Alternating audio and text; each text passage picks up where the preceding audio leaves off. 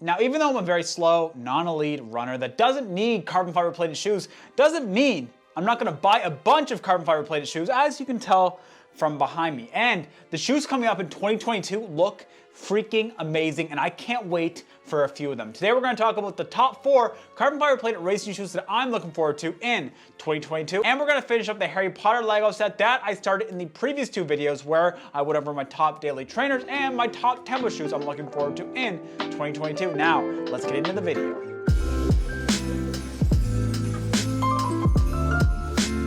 Alright, so here's our build so far. It's coming along pretty good. I honestly don't really know what it's going to turn into just yet, but that's the fun of Lego. It just keeps on giving the more that you go through. But let's talk about this first shoe here, and that is Saucony ENDORPHIN Pro number 3. Now, I have the version 1. I didn't bother picking up the version 2 for a couple of reasons, mainly because there wasn't much change between the version 1 and version 2. However, I did pick up the second version of the ENDORPHIN Speed and the Run Shield version of the ENDORPHIN Speed for a very good reason. The ENDORPHIN Speed to me was just honestly a better shoe for me compared to the ENDORPHIN Pro. The ENDORPHIN Speed was just a little bit softer, but other than that, it felt very similar to the ENDORPHIN Pro. Now, there's a reason I say these things, and that's because in the ENDORPHIN Pro number 3, they're changing it up quite drastically, and they're separating it from the Speed and the Pro. So if you want a carbon fiber plated super shoe, now you have a clear choice, which would be the ENDORPHIN Pro number 3. At least that's what it seems like it's going to be. And I spoke about the changes to the ENDORPHIN Speed in the previous video I did, and how I think that they're really separating between the Speed and the Pro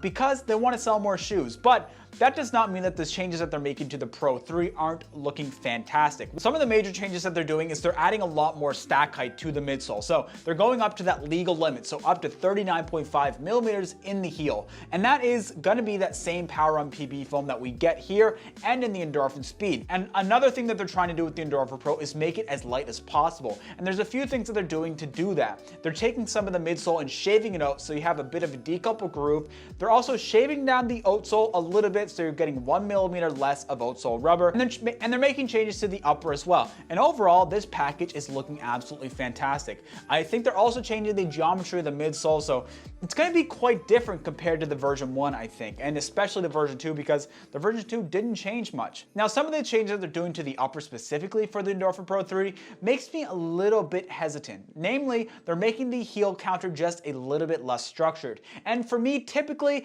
with a heel counter that's a little bit less structured, I get a lot more slippage in my heel. And I also find that the lockdown's not as good. So that's something we're gonna have to see. I saw some people that tried the ENDORPHIN Pro Plus, which had that track spike leg upper, they said that the lockdown wasn't fantastic. Now, if they're making the shoe lighter but compromising on lockdown, for me, I'd rather have a shoe that has a good lockdown rather than a shoe that is really light, but that's just personal preference. But overall, with that higher stack on a Power Run PB, the changes to the upper making it a little bit more, I don't know, a little bit stripped down, and the changes to the outsole with that decoupled groove, and the geometry of the midsole, and that I think it's going to be a very interesting shoe to try, and I'm interested to see how much different it really feels compared to the ENDORPHIN Speed 3, because like I mentioned, the Pro 1, the Speed 1, and the Speed 2, they don't feel all that much different. So I'm excited to see what they can do with this Pro number 3.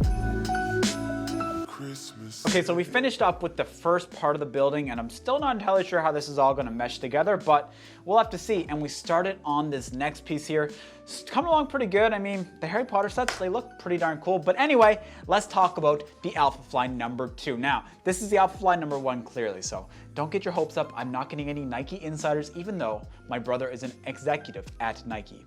That's a lie. I used to play a character, just so you know.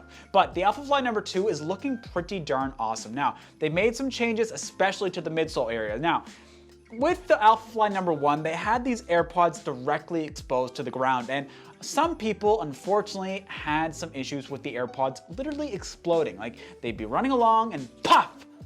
Their AirPod will be done. So what they've done in the ALPHAFLY number 2 is it looks like they're going to put a bit of stack height between the outsole and the AirPod, and then the upper half of the midsole. So it's going to be pretty interesting to see how that changes the feeling. Now, my initial thought when I look at that shoe is that it's going to be a bit softer thanks to that little bit of ZoomX or whatever foam they're going to use between the AirPod and the outsole. Nike hasn't released any official images of it, so it's just me looking at people posting pictures of athletes with them on their foot and me kind of doing my theory crafting of what they're doing with the ALPHAFLY. So keep that in mind as I go through this, just wanted to let you know. And instead of this like arrowed off heel that you're getting in the ALPHAFLY number 1, it's more squared off and rounded like you get in the ZoomX Invincible actually, now that I think about it. So it'll be interesting to see how that changes the feeling of it. Now, ALPHAFLY number 2 seems a little bit more streamlined than compared to the ALPHAFLY number 1. And it also looks like, unfortunately, they're going to be changing up the upper. At least that's what the images look like. I could be completely wrong. Instead of the adamant, it looks like they're going to be using a material similar to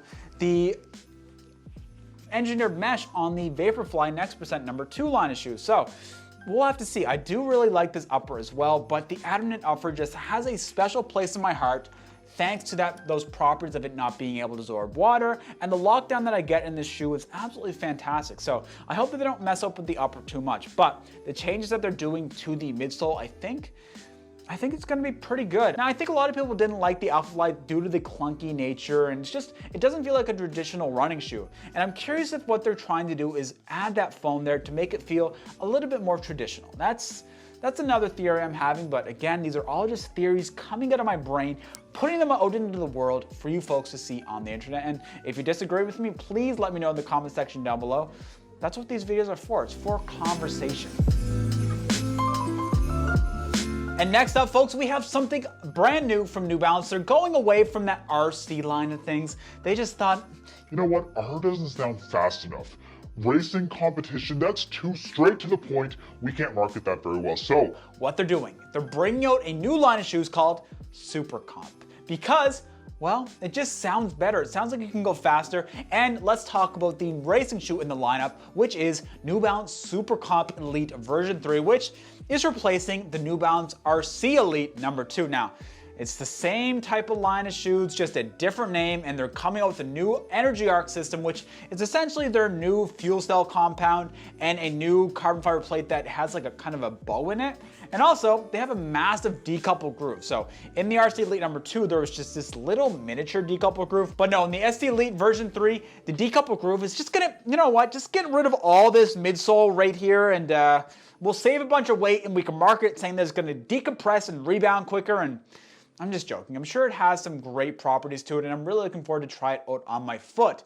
But they are changing it up quite drastically compared to the version 2. And honestly, I'm very excited that they're completely overhauling the shoe because the version 2, while it is a great shoe, and I really do enjoy running in it, it's not something I can run in very often because my ankles are just a little bit too weak and it doesn't really work too well for me. I think it's because just the softness of the midsole here. And I don't know if that's gonna be the same in the version 3, but I think it's gonna be a little bit more accessible for me or people like me who overpronate because it just seems like they're widening that platform a bit, and what the designers were talking about just makes it seem a bit more accessible for us.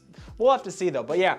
So they're changing up the midsole compound and they're adding in this energy arc technology, which is essentially, they say, it compresses outward and then bounces you right back and helps you along on next drive, which is pretty awesome. But I must say, the one thing that I'm most excited about this shoe in compared to the version 2 is they have a booty style upper. Now, I'm a big fan of the booty style uppers. Like the adamant upper, like I just said a second ago, is one of my favorite uppers. And that booty-like construction, I find it helps me with that lockdown. Same with the, what was it? The Nike Infinity Run. That had a booty style upper as well, and I loved it there too. So having this midsole with the booty style construction and maybe just a little bit more inherent stability, I hope that's what we're getting in the version 3. Anyway, I think that will make an excellent shoe for me personally, and I honestly can't wait to try it out on my foot. Now, let's get back to the build and get to our last shoe on the list.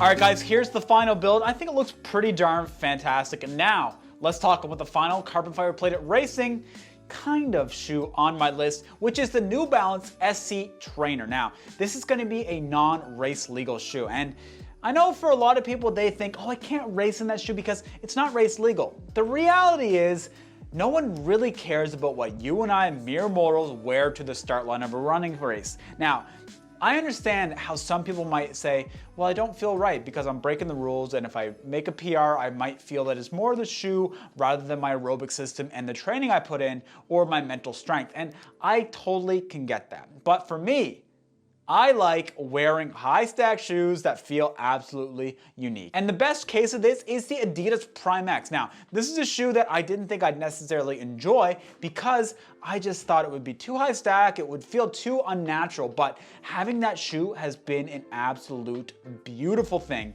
It's been so much fun to run in, and I fully expect the New Balance SC Trainer to be very similar to that. It is coming in a slightly lower stack height, if you can call it that. This SC Trainer has 47 millimeters of stack height in the heel, the Prime X has 50 millimeters of stack height in the heel, but I think it's going to be an absolute beauty. It has that same energy arc technology that we just talked about in the SC Elite 3. So you're getting that decoupled groove through the entire midsole and that energy arc plate that kind of curves a little bit so that when you compress it, it goes out and then bounces you right back up and whatever the case may be. And it also has that same booty style upper, but they didn't mention specifically what they're changing with the upper, but they did say that the upper is just slightly different than the SC Elite version 3 because this is meant for those training runs, for those longer runs. So instantly, I think when I think of that stuff I think it's going to be a bit more padded, just have a little bit more structure to the upper compared to the really stripped down race upper that we'll get in the SC Elite version 3. And I cannot wait to get this shoe on my feet. And they did say that the global release is going to be in April of next year. So only a couple of months until that comes out, but the reality is it's probably going to be delayed because of supply chain issues and all the stuff going on in the world right now. So we'll have to see when it does get in our hands and on our beautiful feet, but those are the 4 shoes that I'm most looking forward to. Let me know in the comment section down below what carbon fiber plated racing shoe are you looking forward to in 2022. There could be curveballs. Who knows what's coming up? We have no clue. All we can do is get our wallets ready, get our credit cards prepared, and have our speech ready to tell our significant other, hey, I just bought another $300 pair of running shoes. So good luck to you. Now, thank you so much for making it to the end of the video, and I hope you enjoyed this little bit of a different series where I take you through running shoes that I'm looking forward to and build Lego. This is, Lego's becoming one of my favorite little pastimes, so I thought I'd share it with you folks who very much mean a lot to me. So thank you so much. I'll see you on the next one. Have a fantastic evening.